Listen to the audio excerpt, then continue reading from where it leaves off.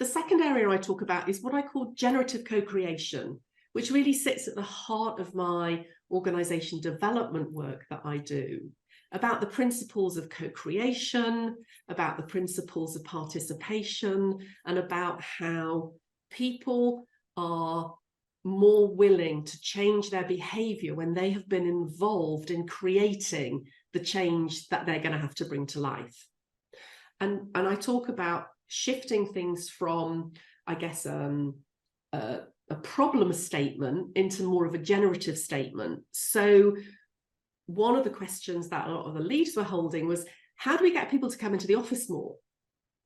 Well, actually, I think, why don't we just shift that and reposition that into a generative statement that says, how could we create compelling places where people want to come together to connect and collaborate?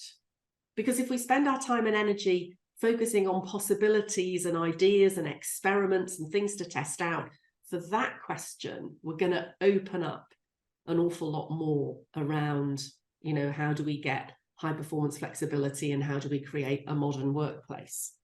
So there's a section in there on generative co-creation.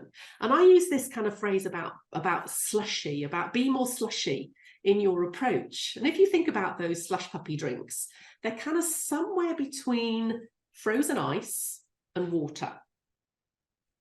And so for me, I use this as a metaphor about we need to have enough stability in the organization so we can test things out. So we're not in complete chaos. So we've got enough stability to test things out, yet we are still flexible and responsive enough to be able to make adjustments. So we're not rushing to tie everything down into policy and procedure because we're still in this experimental zone. So stay slushy is probably a bit of a catchphrase.